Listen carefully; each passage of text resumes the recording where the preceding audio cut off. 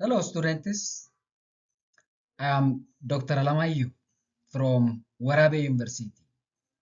This is Remedial Biology, the revised version, video lesson 1. In this video, we will see a key steps of the scientific method. This title is very important for remedial and the grade 12 students. Please stay with me. The methods of science. What is science? Science can be defined as the study of nature and the natural phenomena using the scientific method to obtain reliable knowledge. Again, let us see what is the nature of science. Science has several important characteristics. One of the characteristics of science is systematic. Science is systematic because scientific knowledge is organized in a structured manner. For example, facts are collected, classified, and connected to form theories and laws.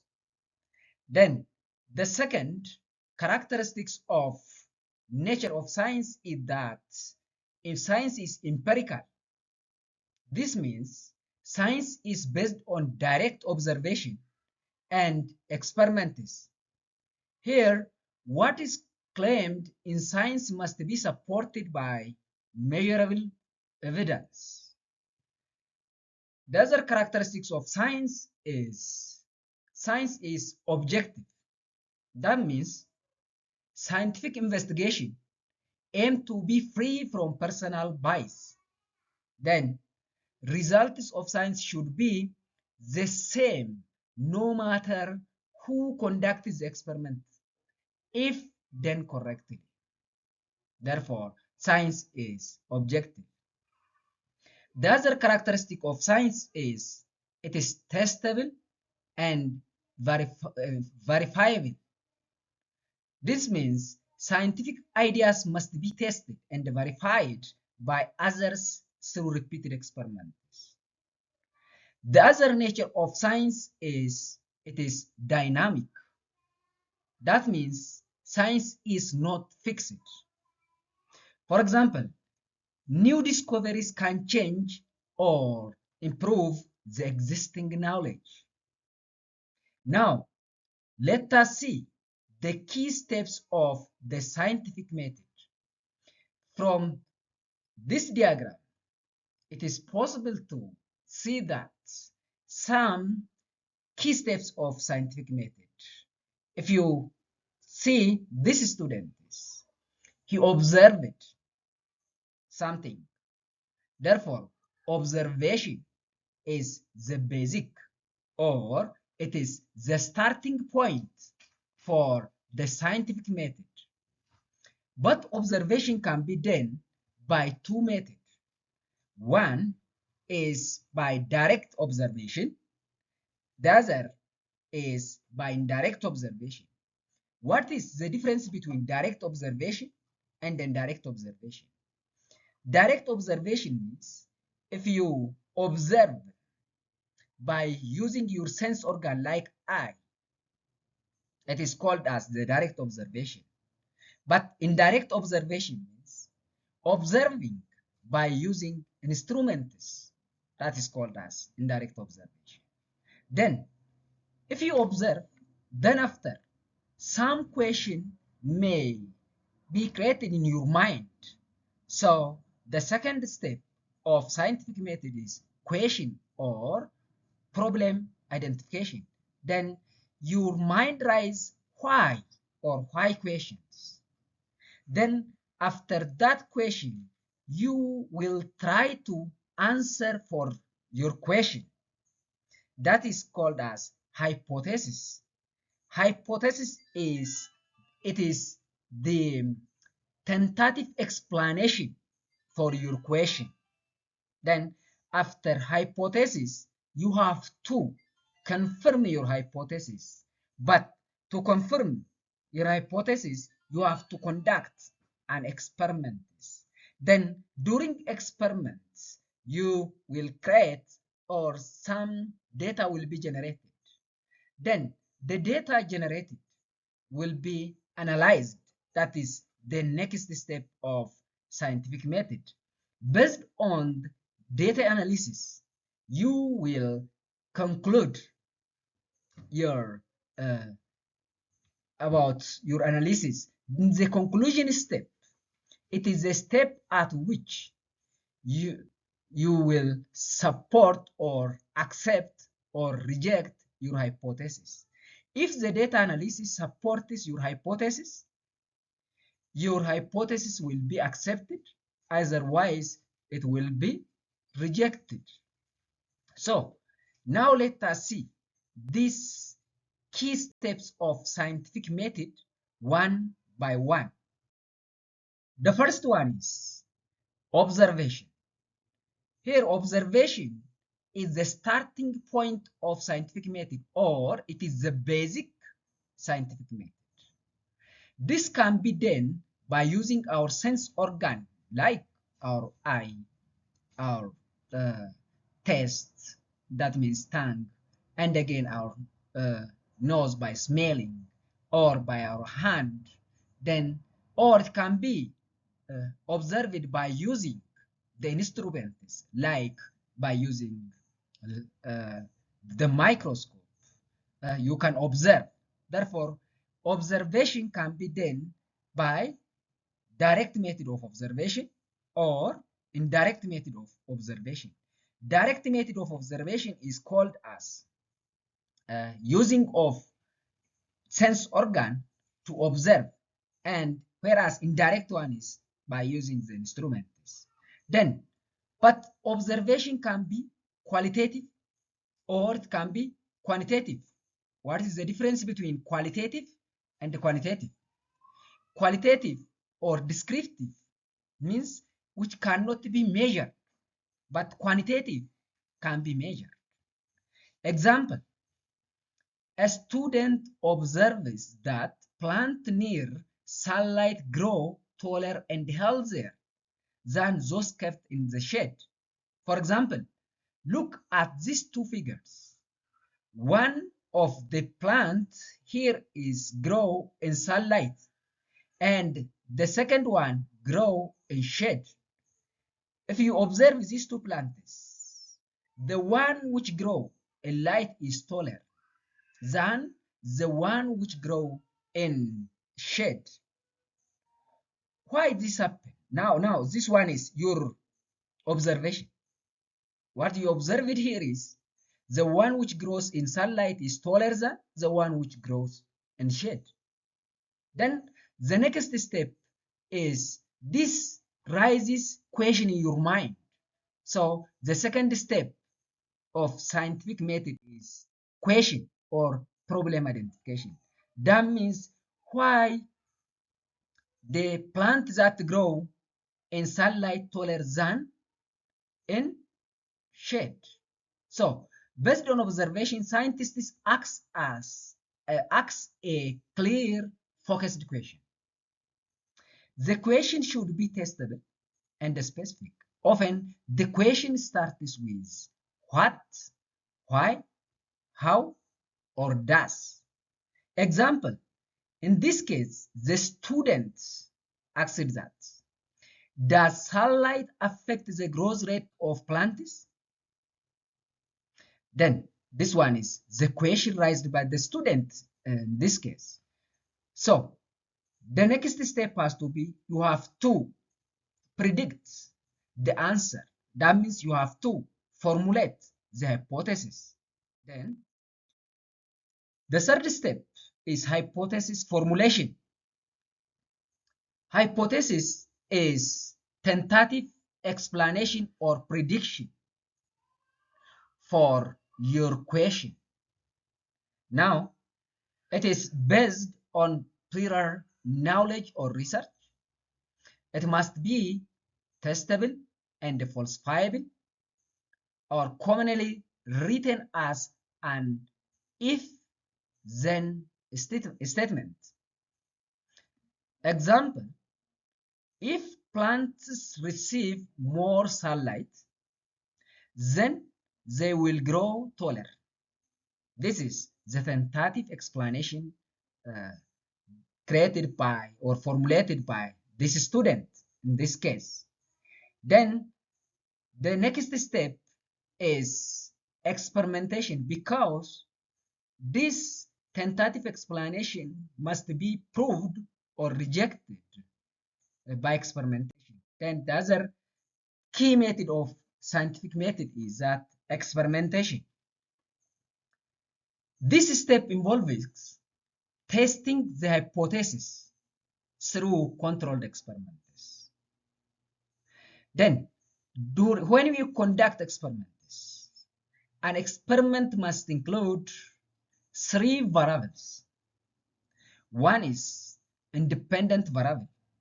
The other one is dependent variable. The third one is controlled variables. In our case, or in this example, the independent variable is what is changed. From this, it is possible to observe that the one which is changed is the amount of sunlight. That means the plant which grow in sunlight can get adequate amount of sunlight, whereas the one which grows in shade cannot get adequate amount of sunlight. So independent variables are what is changed, in this case, the amount of sunlight. The second one is dependent variable. Dependent variable means what is measured. In our case, here what is measured is that the plant height. Look, the plant height in sunlight is taller or higher than the plant higher than in the shade. Therefore, in this case, the plant height is the measured one. Therefore, it is dependent variable. It depends, that means depends the amount of, or it depends on the amount of sunlight they obtain. The other variable is controlled variables. Controlled variables are the variables that kept constant. For example, this plant or the two plants has to obtain the same type of soil, the same amount of water, and again, the plant type has to be the same. This should be the controlled variables. Example, the student grow two sets of plants, one in sunlight and one in shade, and measure the growth. Now, during this experimentation, the student measured the growth, then record the data. Then the next step is that data collection. During experiments, scientists record results carefully, but this data or results may be numerical or descriptive. Numerical means that can be expressed in number. For example, the plant height, and again, weight, and again, the time can be expressed in number. But the descriptive data cannot be expressed in number. For example, color change and behavior. If you consider the plant leaf color, if it changes from green to yellow, it is impossible to express it in number. Therefore, such type is called as descriptive data. Now, whatever it is, the data obtained must be collected by using these tools like tables, charts, and graphs. Example, in this case, the students record plant height every week for 1 month. Then the next step should be the data analysis. The data which is recorded in the fifth step has to be analyzed in this case. The data analysis or collected data is analyzed to identify patterns or trends. In this case, the scientists compare results use graph or statics, look for relationship between variables. For example, plants in sunlight grew an average of 15 centimeters, whereas plants in shade grew only 6 centimeters. Now, this is the data analysis shows that the result or the height of the plants which grew under the sunlight is taller than that grew in shade. Then the next step is conclusion. Based on the data analyzed, it is possible to conclude.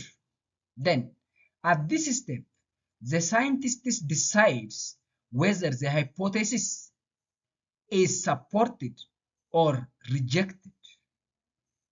Then, the conclusion must be based on data, answer the research question, and mention the possible errors.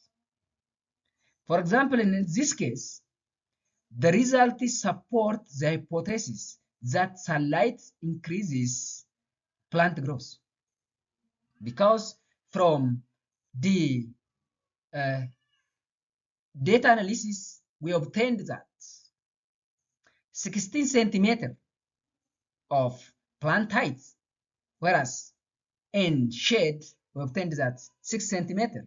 This shows that a significant difference between the plant height. Therefore, the result supports the hypothesis that sunlight increases plant growth. Then, the hypothesis is accepted. If our hypothesis is accepted, the next step of scientific method is communication of the results. Then, how can we communicate the results? Scientific findings are shared with others. For example, the method through which we communicate our results includes that reports. We have to report the result and again present to the classroom or to the community, and again publish it on journals, and again present on conferences. Then communication of the result allows that verification and gives a chance to peer review, and again it is important for further research. In this case, example, the student presents findings in the class or writes a lab report can be one means of communication of results. Then the other step is replication and the further study. Other scientists repeat the experiments to confirm the results. If the scientists in the global on this world observe this or read your findings, which is published in journals, they can repeat your experiments to confirm it. Then this replication can increases the reliability of the results, and again it can increases validity of your results. Then this also may raises new question. This new question leads to further research. In our case, let us see the example. Here, the students observed that the sunlight affects on the growth of the plant heights. But another scientist may raise the question that does the type of light affect plant growth differently? You know that there are different color of lights. For example, red and the blue light type can affect the plant growth differently. Therefore, this can give the opportunity for further study. Now, let us see the importance of scientific method. The scientific method is very important because it encourages logical thinking and again eliminates personal bias. As well, it produces reliable knowledge. Also, it forms the basis of modern science and technology. Therefore, now let me summarize the key steps of this scientific method. The first or the starting point is observation, then question or problem identification, hypothesis formulation, experimentation, data collection, analysis, conclusion, communication, and replication. Then, thank you for joining me today. Subscribe and share with your friends. See you in the next video. Thank you very much.